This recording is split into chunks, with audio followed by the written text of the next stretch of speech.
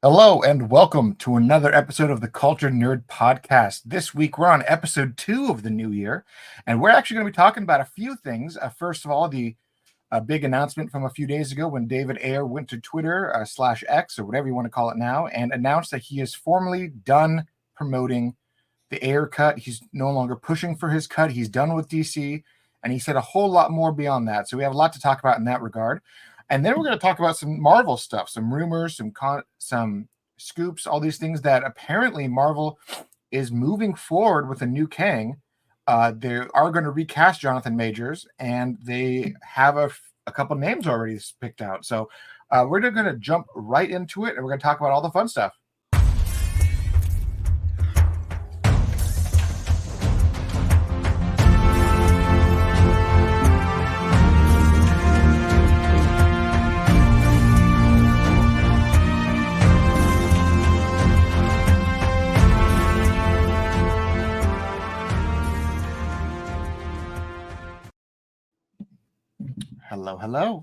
Hello. Hello. First and foremost, only a day late and $1 short, but I would love to tell you happy birthday, Taylor.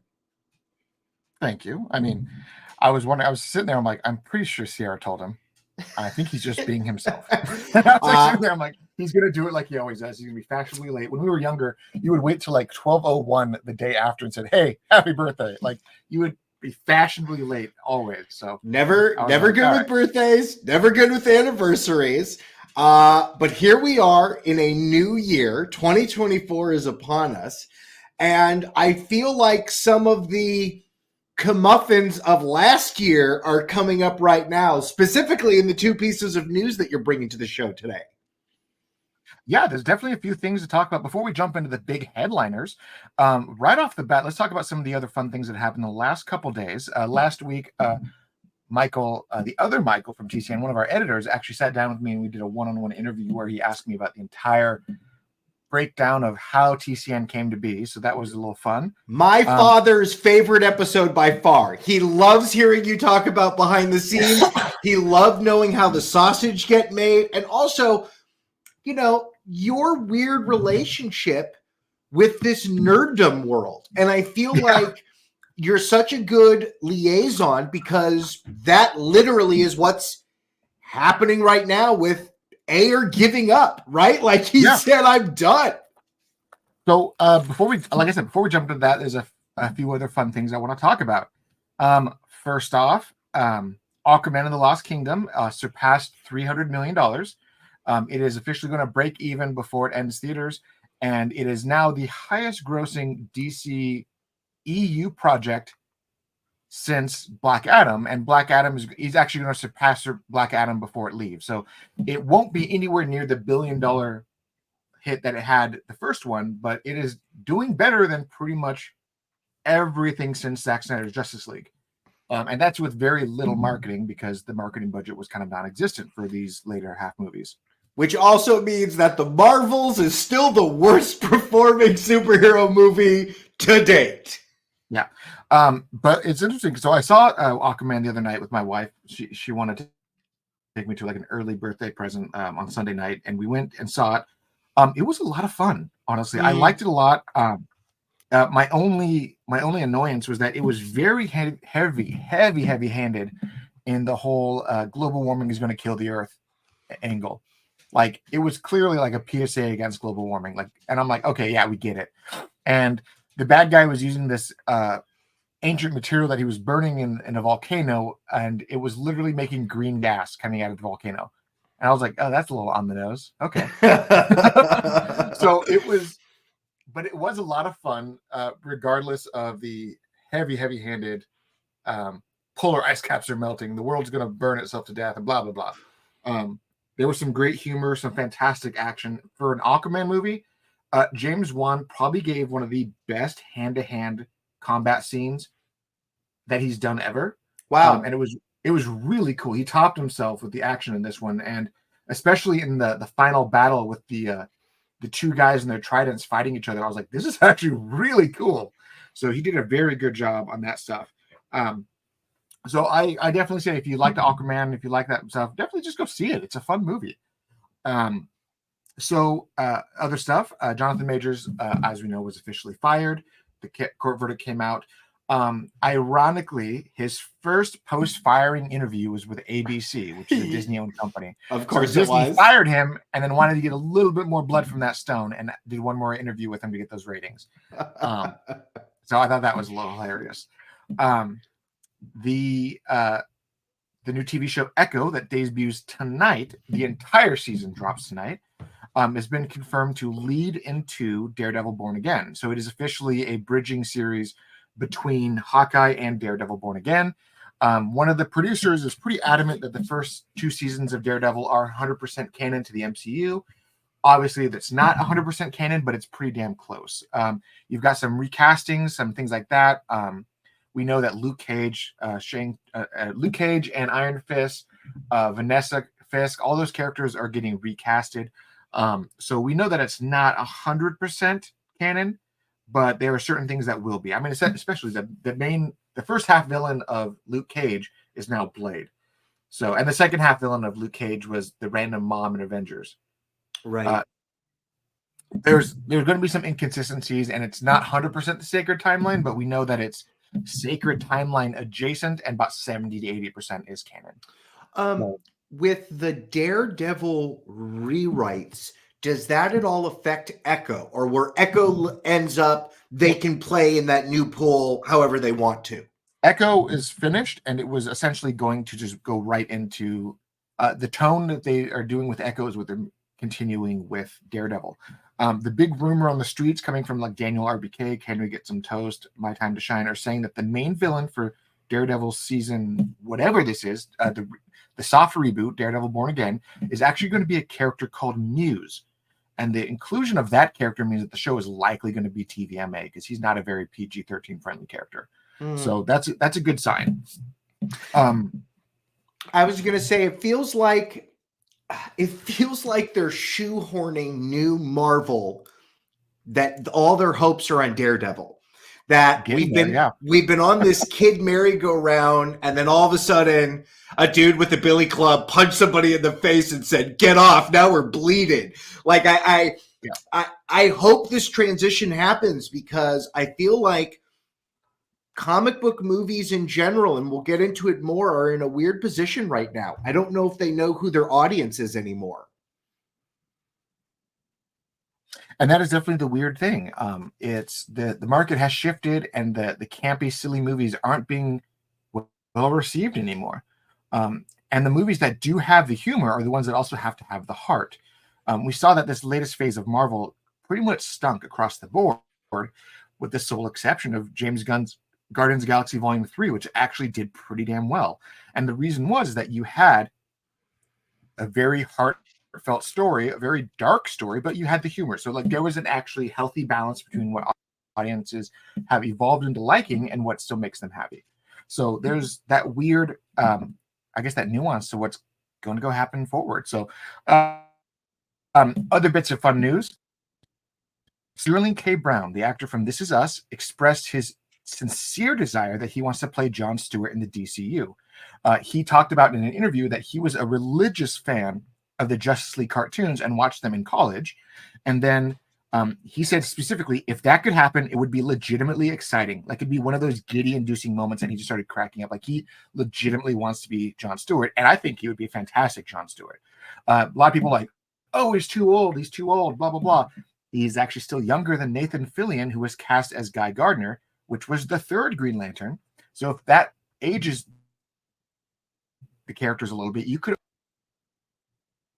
Hal Jordan, Jon Stewart, and Guy are all in their 40s, and the younger superhero, the ones that in their 30s, are probably Jessica Cruz, Simon Baz, and Kyle Rayner. So you could argue that they're fully establishing, and Sterling K. Brown could fit very well in that mix. And I hope he takes it, because he'd be a fantastic pick for that. Doesn't age not really matter for a Green Lantern, though? Like, I feel like there's certain characters, it's like, oh, you need to be able to do this stuff. Green Lantern is space magic. He can be whatever age he wants to be. Yeah, and if you're going to establish the core and just establish a lot of it all at once, if you want to do, let's start it over from the ground up and just say, oh, Hal Jordan's the only Green Lantern that exists, and he's 25, that you also kind of shot yourself vote by announcing that playing a 50-year-old Guy Gardner. So you already established that the honor guard has to already exist. The third Green Lantern is already around, and there's likely going to be more. So James Gunn also debunked the ongoing rumor that the Green Lanterns for the Lantern show were going to be in there. That's not true.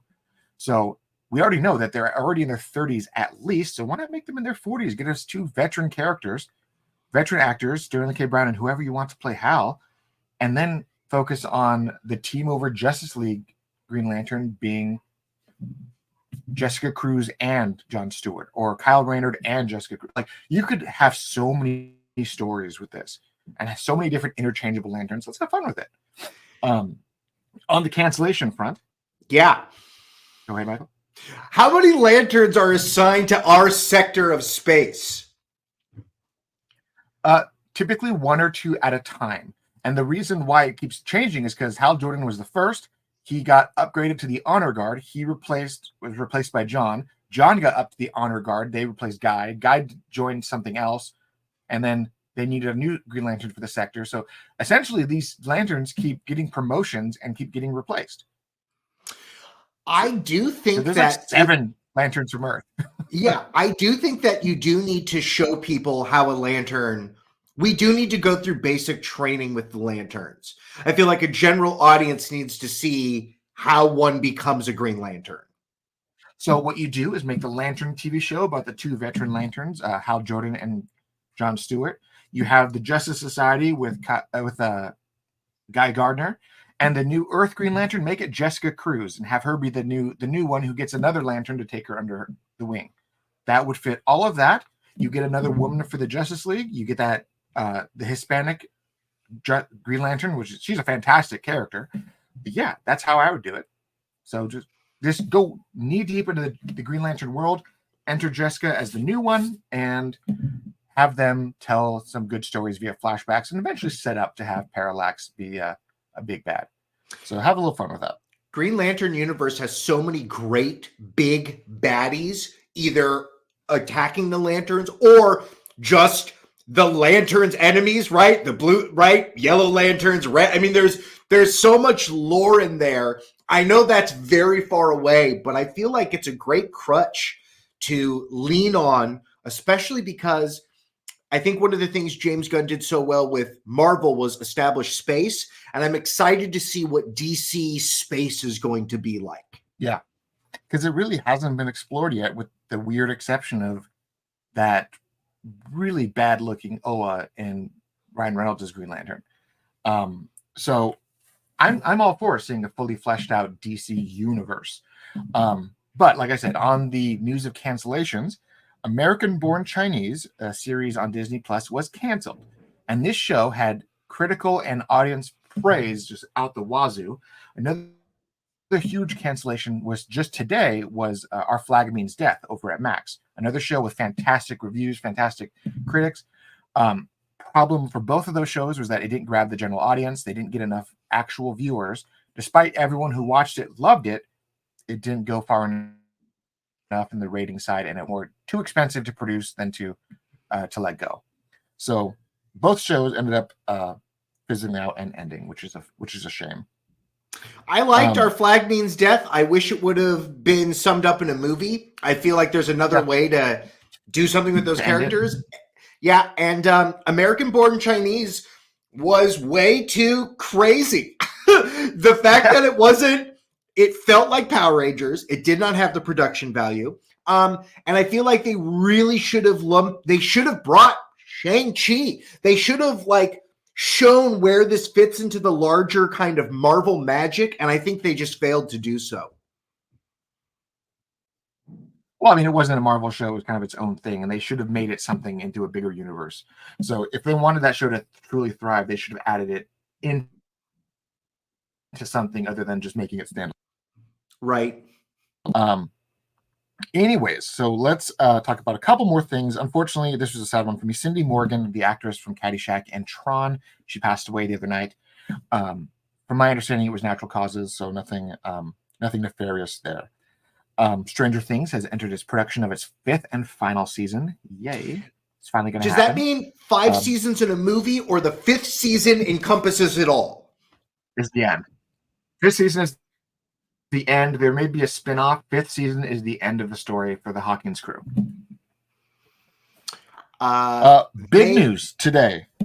They are absolutely. I hope that we're not done with the Stranger Things universe, but I'm excited to be done with the Hawkins crew. I think that's the good. I think it's the best way to say that. I also feel like season 5 is probably going to be set in like the 90s, right? I mean, with the age of the show wraps up. Maybe. I'm assuming. Anyways, big announcement. I mean, we had the reveal a couple of weeks ago that Paramount was looking to merge with Warner Brothers.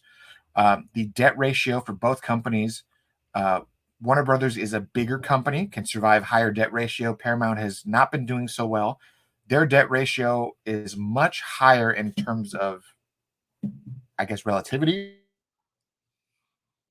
And they're looking at Discovery instead of getting bought by Universal or Disney or any of the other players that Paramount doesn't want to work with.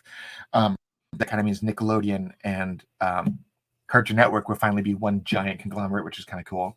And the idea that the Ninja Turtle DC canon is another cool thing. So aside from all of that, so after all of that a few weeks ago, today, Tom Cruise announced that his production company signed an exclusive with Warner Brothers and is moving off of Paramount to Warner Brothers starting this year. No exact time frame on how long this deal is going to be, but if anything like it was with Paramount, it's going to be a while. What does that mean for Tom Cruise movies? Does this mean we get the Mission Impossible franchise somewhere else? Do you think this means Top Gun moves over, or do you think we see a new intellectual property out of Tom Cruise? Well, the announcement said new content and existing. Whatever Tom Cruise owns now can be under the umbrella there. So if he did own the rights to the Mission Impossible franchise, which I think he does, yes, or whatever will be moving forward at Warner Brothers. Same thing with Top Gun. If he has the IP holding for Top Gun, which I think he might actually, it also means that other properties like Live, Die, Repeat, Edge of Tomorrow, that project was under Warner Brothers and now can exist in a sequel. Things like that. So a lot of cool things can move forward with this new deal. It's a huge deal. Another couple of quick tidbits. Ahsoka season 2 was formally announced today. Yay! So it's the Dave Filoni movie, which is allegedly going to end all of his little canons. Probably going to be the heir to the Empire, which a lot of people are expecting. And Lucasfilm announced today that The Mandalorian and Grogu is going to be a new feature film. So essentially, The Mandalorian season 4 is going to be a movie. Jon Favreau is going to direct this thing. It's going to be produced by Kathleen Kennedy and Dave Filoni. We don't know who the writer is yet, but Filoni is going to play a major part in how this story is going to craft. My bet is that this is going to be the capping stone and going to end up the franchise. When you say Din Djarin is probably going to die. Right. When you say movie, do you mean in theaters movie or movie in the theaters? Okay. Movie in the theaters. Mandalorian and the baby are going to be on the big screen 25-26. They got to kill him, right? Like, you can't just have this guy around. And plus, you need to spur Grogu into doing something different. Yeah. Exactly. Is there any chance that we see Grogu maybe a little bit older, but with Rey in whatever her movie is? Or Rey's like, I don't mind if you're a broken person. I'm a broken person too. I'm a clone. Well, to be fair, she's not a clone. She's the offspring of a clone. Oh, okay. The offspring of a clone. It's different. Yeah. So there is a distinct possibility that it's possible. I mean, the sequel trilogy does take place 20 years after the Mandalorian stuff ends. So you could argue that Grogu should be fully speaking a little bit bigger, not full Yoda size, but he should be big enough to be a force to reckon with, I guess. Sure, enough of one. Sure. Yeah, I mean, he already is. I don't know. We'll see what happens. All right, so now on to the big days. David Ayer went to Twitter and announced he is done with DC, and that was the exact tweet right off the bat. He said in a follow-up tweet, "Nothing about the situation feels good. The studio has no interest in releasing it. It's time to run and not look back." For people who do follow me, do understand that David Ayer and I do follow each other on the social medias. For people who don't believe me, here's on my phone. David Ayer follows you. Talk to him actually in great length about this. I mean, I actually had a long conversation. Let me jump back to it so to show people. Big conversation. I have the brightness up so you guys can't read it. And he said a lot of cool stuff about it. He told me that the Suicide Squad, his movie, was an extremely good film. It would probably shatter the narratives of what people said it was supposed to be. He described it as a war film dealing with characters' trauma and stresses, and it not at all being the fun project that people assumed it was, which makes me kind of excited. I mean, the project was closer in tone to Fury than it was to what we got. And like, if you imagine Fury and End of Watch, and you think of like, oh, those characters in that kind of a scenario, yeah, that sounds way better than what we got. You're getting someone yelling at you, I think. No, those are the children outside my window. They're screaming. I can't control those children. Those children just live here. Don't be an old man and yell at them. No, I like the children. They're just going to be themselves. Yeah. Let me see if I can find it. I actually looked up some, got some cool little details. I mean, he said that one of the biggest issues is that you have a new universe that is starting, and any dredging up the past any further would destroy it and diminish it even further.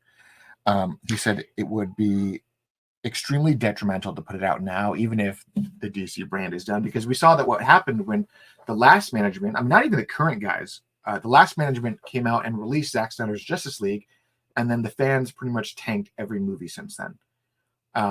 So the reality is that if they released this project and they had no intention to do anything with it like the last management did, it would be kind of the same scenario where fans would be like, screw you guys, we don't want anything you do. And it would just, it would backfire. Well, I feel like they did themselves a huge detriment by not supporting the movie immediately. You know, it feels like that movie was at war with its tone and what it was going to be. And it's funny that you mentioned that it was supposed to be dealing with their traumas. We saw a little bit of that in James Gunn's Suicide Squad, but not really. You know, we see individuals have problems, but that's not the thrust of that movie. That movie is the adventure that they're on. Yeah. It was a very interesting, unfortunate scenario where, I mean, he actually did come out the other day saying he also wants the studio to give this cut a funeral screening, just to let everyone who worked on the film see it and then just move on. There was actually a lot of cool things in this original cut that was taken out. He said that the cut was very linear, so it wasn't like bouncing around. There was no dossier style thing where Amanda Waller is throwing down the files and everything is just like quick scenes explaining everybody. There wasn't three intros to the movie. Yeah, it was very much a one timeline project. There was also some really cool stuff in here. With Killer Croc was going to be a little bit more fleshed out. Apparently, he would have an exchange with Deadshot, saying that he wanted him to take out some people, and Deadshot would be like, "Dude, how can you can't even afford me?" And then Killer Croc would say, "Remember a few years ago when you basically killed somebody and cut his heart out and delivered the heart to a drop zone? That was my order." And he basically revealed that he has been hiring him in the past. So not only was Killer Croc kind of revealed that he just likes the sewers, doesn't like people, but he also does have a nice little nest egg where he can put down some enemies. The whole story of Katana was a little bit different. They talked sword, and she would actually have been the one to kill Incubus. And when she would slice his head in half, she would absorb his soul into her sword. So obviously, El Diablo wasn't going to die. She was actually going to be the one who dealt that killing blow, and then that also led to that leaked photo or that released photo that David Ayer put out of Enchantress's tendrils grabbing her because she was trying to get her to release her brother's soul. There was all the. Did they have to do reshoots? Did they have to do reshoots on these things? Actually. Yeah, a lot of reshoots actually existed. A lot of the movie was finished. I mean, he actually had finished the film, had the film scored, and then they said, no, let's recut some stuff, do a bunch of reshoots, and then they turned it into what we had. The character played by Common in the nightclub with Joker and Harley, I think his name was Monster T, or essentially he was the tattoo man. In the sequence, Joker, in the movie we got, Joker shot him in the face. In the original cut, Joker basically tells him, you can either have her or you can kill her. And then when she would kind of goad him a little bit, he realized very quickly that if he took Harley, he would have the wrath of Joker, and Joker would torture him and all this stuff for taking his girl. If he killed Harley, it would be the same. Eventually, between the goading of Harley and the goading of Joker, Monster T put a gun in his mouth and shot his head and shot himself. So Joker essentially got this actual crime lord to kill himself, which was a much different take. The Joker sequence on when he picks up Harley at the helicopter. The Joker making someone kill themselves, though, is way more what the Joker does.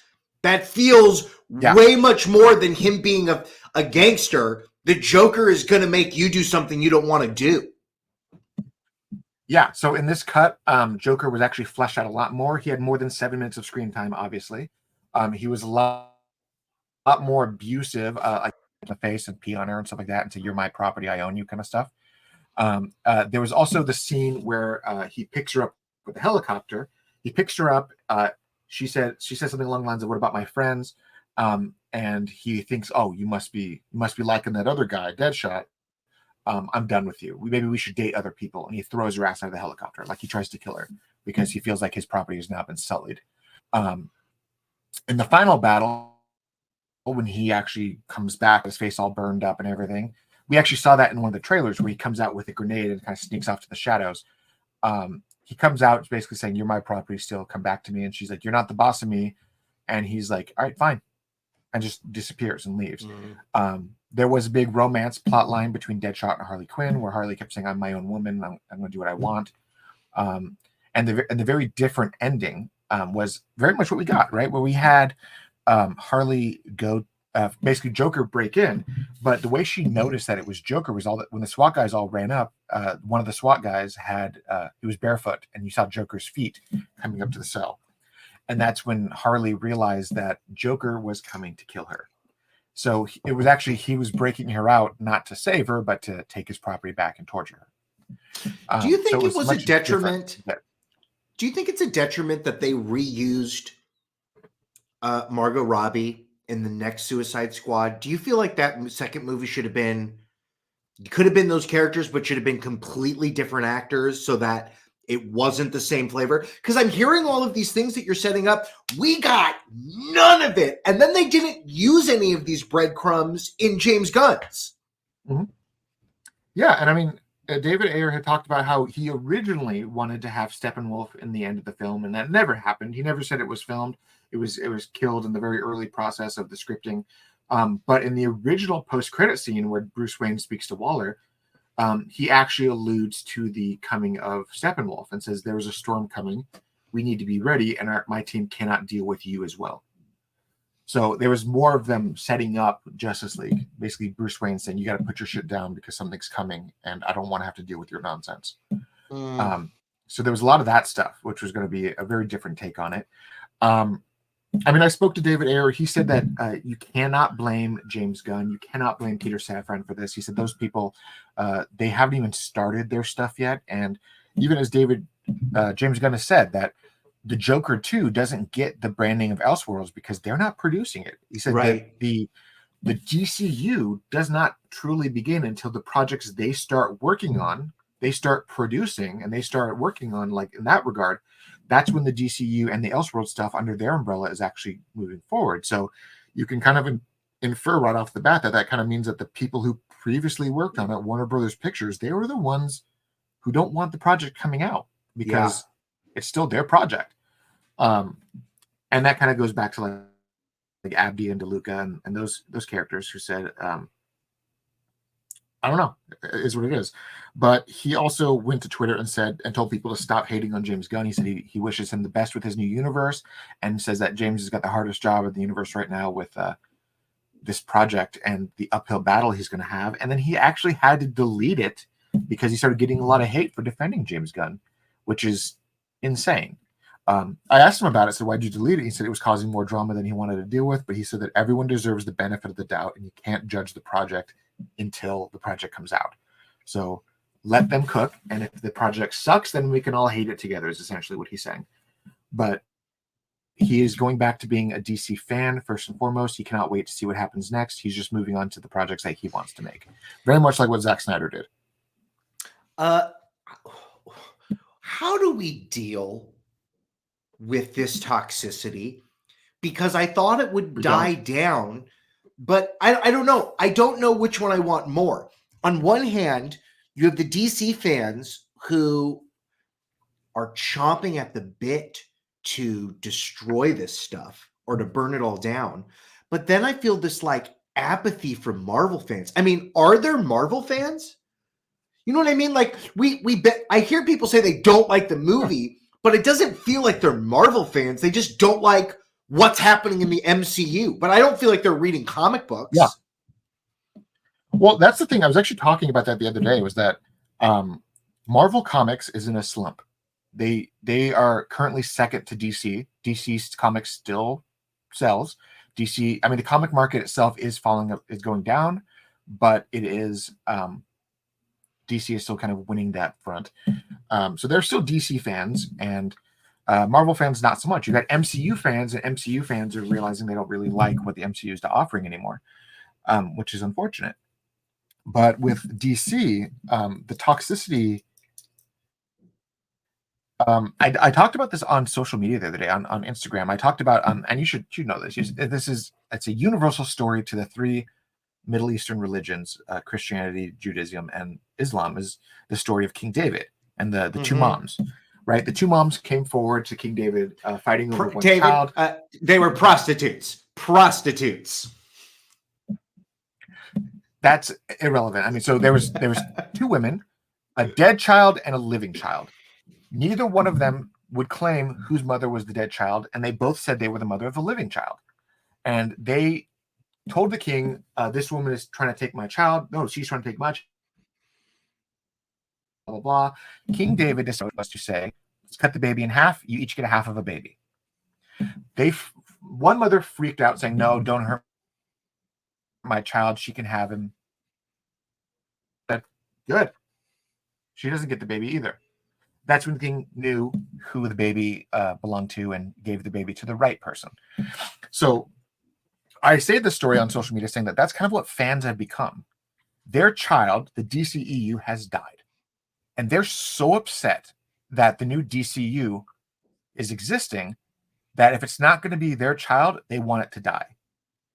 And because of that, the actual fans, the ones who are like, no, I just don't want Batman and Superman to be mistreated anymore. If we have to do something, we have to do something, but don't burn it down. Don't destroy it. And they're the ones trying to still support the DC project, still get things going. We'll see what happens. We'll see which one of these two mothers exists. The one that's trying to support everything in favor of the thing that they love to exist, or the ones that just want to burn it down and hope that it dies because they're bitter that their thing died. I mean, I'm looking at the Marvel slate. Well, I'm looking at the Marvel slate of things, and it's like, I don't even know what you do right now. And maybe this leads us into your next story, because the big baddie is gone and ain't coming back. So what do we do? So there has been some rumors and talks from scoopers that not only are they going to recast Kang, but they're going to age him up a bit. So whoever comes back as the new Kang is going to be an older version of Kang. And he's going to kind of wrap up that story, but kind of also hand the reins Yonder as the main villains for this next arc. The Secret Wars movie is allegedly now 2 parts. So it's going to be the Kang Dynasty is one movie and the Secret Wars Part 1, Secret Wars Part 2. So you're going to flesh it out a little bit there. With the older Kang being the new approach that they're taking. As the title card opening stuff said, the actor that they were looking at, the only name that's actually come out from Scooper, Daniel RBK, and My Time to Shine, have both said that the one actor that they know of that is being considered is the guy from The Walking Dead, Coleman Domingo. And with that, Forbes actually ran the story as well. And Forbes is one of those outlets that don't just willy-nilly report on rumors. They have to believe there's some credibility to it for them to run the story. But with that, so some fans actually reached out to him, and he said he would love to do it. He kind of confirmed that he has that interest. He did not confirm that there's any talks or any validity, but he was kind of mum on that side, but said he would love to do it and very open to the idea. So we do know that Marvel is looking for a new Kang, and the likelihood is that we're going to get a new Kang, and we're going to get Doctor Doom as the bigger bad to the Kang. I mean, we're going to have essentially what the story is right now, where this older Kang is still Kang, and he's still doing his thing, but all the younger, more inexperienced Kangs are being hunted down by the TVA and being stopped in every turn. So Kang is losing his footing on his war for the multiverse. So you're going to have probably the Beyonder and Doctor Doom kind of coming in as backup to assist him / take over the fight. Do you introduce Doctor Doom before the Fantastic Four? If they're smart, no. I mean, if they're smart, tell whatever story you want to tell, but also introduce Doctor Doom as a key player. And then you can flesh him out in the other projects if you want to, but you have to hit the ground running with Doctor Doom ASAP. If you want him to be a big bad, you have to explain that there is a history between Doom and Reed Richards, and that's what the Secret War is about. Is there any... Could you sprinkle Doom into any of the TV shows? You could. Could you have like the Young Avengers come together and they have to do a one-off Doom and they like barely stop him?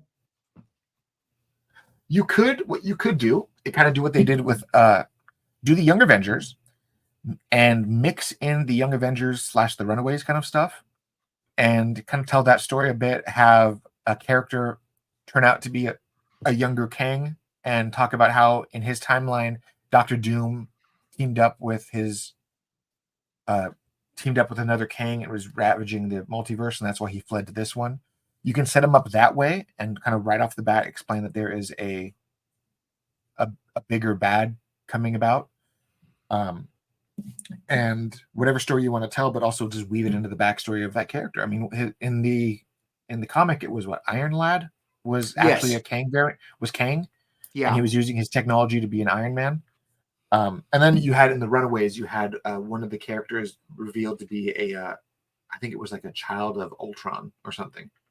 And you could do something like that where you have one of the characters, not only is he a Kang variant, but he's also, you could have like one of the other characters that traveled with him or something. Or maybe make Iron Lad be a Doombot or something and just be like, oh, he came with me as my bodyguard, but he is a remnant of Dr. Doom's tyranny. Do something like that, like introduce these characters and then build in the backstory of Dr. Doom so that you kind of have those seeds that this guy is truly a menacing character, and even Kang is running from him. Do you think any of this gets touched on in Deadpool 3? No. All this, I mean, Deadpool 3 was already done before they even did this. I think they're going to talk about, I know the TVA is supposed to play a factor, but aside from that, we'll see. We'll see if they mention anything about Kang and Dr. Doom and all that stuff. But we'll see what happens, right? Yeah. I mean, they're definitely rebuilding. And I feel like the sooner, I mean, I don't know. How far are we? Is Comic-Con still relevant? If Comic-Con happens, I feel like maybe Kevin Feige needs to announce this next thing and maybe put some passion behind it so that people just don't think this thing is dead on arrival. Yeah, I mean, you have to do it that way. You have to go off the bat and say, by the way, that this is what we're doing. This is how we're doing it. Let's go. And if they don't do it that way, you're probably going to get some really pissy people. But speaking of Deadpool 3, here's a cool little bitty. Scooper, Can We Get Some Toast actually dropped this earlier today, and with another nice little tidbit about it.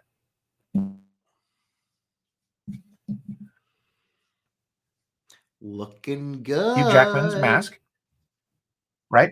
And he apparently will wear this mask, and at least one point in the film, them sleeves off, and you're gonna have pretty much the X-Men '97 Wolverine, sleeveless, claws, mask, yellow and blue suit. So it sounds pretty great to me. Do you think that this movie will coincide with all of these leaked images I'm seeing from whatever this Wolverine game is that's supposed to happen? No. So with that leak, I didn't want to talk too much about it because Insomniac, the situation behind the leak is really crappy. I mean, hackers broke into their server, took a few terabytes worth of data, and basically said, "Give us $2 million in like Bitcoin or something." And Insomniac's like, "No," and then they just dumped it all on the internet, Got it. which sucks. Yeah. However, I did see the leaks. The Wolverine game looks absolutely amazing. Day one purchase for sure. I mean, if that's what the game looks like this early into the production, oh my god, I'm ready for it. That's what I kept thinking. Every time I saw it, I was like, yeah, I want to play that mission. Yeah, I want to do that thing. That's so bad. Like, I was like, this looks amazing. They also revealed that Insomniac had brokered a very prolific deal with Marvel to handle a ton of Marvel-related games exclusive for Sony from now over the next 11 years, which is Marvel awesome. has been shopping around for a studio, and that Avengers game that was a big budget failure for lack of a better term. I think Insomnia might be the right choice. I feel like their track record on the Spider-Man games show that they get what to do. Yeah, I mean, that leak also said there's a solo Venom game coming out, which is probably going to have Eddie Brock finally take up the mantle. Spider-Man 3 is definitely a thing that's being worked on. And there was a few other cool things, but not much I really want to talk about. It just made me laugh that you had all these fans who were like, "Oh my god, Microsoft is making a Blade game! Yay! They're going to do so much with Marvel that Sony can't do." And then this came out like right after saying, "No, Sony actually has the exclusive rights to 99% of the Marvel characters you want to see in video games. So you guys get Blade." That's it. Right. Blade is always the stepchild. So I was just like, oh my god, this is insane. But with that, that's kind of our last couple weeks. I mean, we had our decent breaks we had our holidays, my birthday, and now we're back in the swing of things. And there was a lot of stuff that happened while we were gone. I'm excited to be back in the swing of things. I feel like a lot of stuff is coming out. I mean, next week we're talking Echo, right? If the whole show is coming out, we got to talk about it. Yeah, a whole show comes out tonight at 6 p.m. Pacific time. It'll drop. You can watch the whole thing. One thing that I am very eagerly excited about was we do have character is very much a Choctaw Native American. They're going very deep into the Choctaw Native American mythos. And unlike what we saw of her in Hawkeye, she's going to have some powers based on her Choctaw heritage. So they're going to have some little fun with that. But apparently the executive producer of the show also teased that this season we're actually going to finally find out who bought Avengers Tower. Everything that was teased on in the Spider-Man movies, which is, if they're teasing it in Echo, it's more than likely Kingpin. Okay. You're like, who else would it be? So it makes me wonder how they get that tower. I wonder if they repurpose that tower just for Fantastic Four. That being said, that's all speculation for another day. I'm excited for this 2024 season, and I'm excited to see what the year brings us because I feel like there's a lot of big stuff in the works. Yep, here we are now on season 3, and with this season, we're going to try to cover as much as we can. Now that all the strikes are done and all the drama of that is done, we're going to finally start seeing some movement. So this year, we've got some fun movies coming out. Ghostbusters comes out pretty soon, and I'm pretty excited about that. Funko let slip what the villain looks like, and so you're going to let it slip right now? No, why not? I mean, it's on. Toys always ruin these villains. Let me see that guy. Let me see that ghosty boy. But yeah, looks like a terrifying Slender Man. Looks great. Yeah, and his name is Garaka. Garaka. Wow. Yeah. So I'm pretty excited about this movie. They described it as pretty much a giant episode of the real Ghostbusters cartoon, which was so good. So yeah, let's see it. But on that note, Michael, take us home. Ladies and gentlemen, we got to go get ready to watch Echo. But if you would like to help us as we do those things, head on over to the patreon.com/theculturednerd. Thank you to all of our wonderful patrons. These are all the people that helped us all through 2023 and are helping us now into 2024. Look at these nice little kitties. Thank you so much for all of your support. Thank you for keeping the lights on here and allowing us to bring you this content.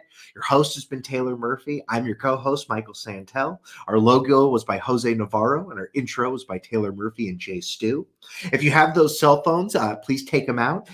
Like, comment, subscribe. All of those things help more people find this content. So we appreciate all of that from you. And we'll see all you kids and cats next time. Bye. See you next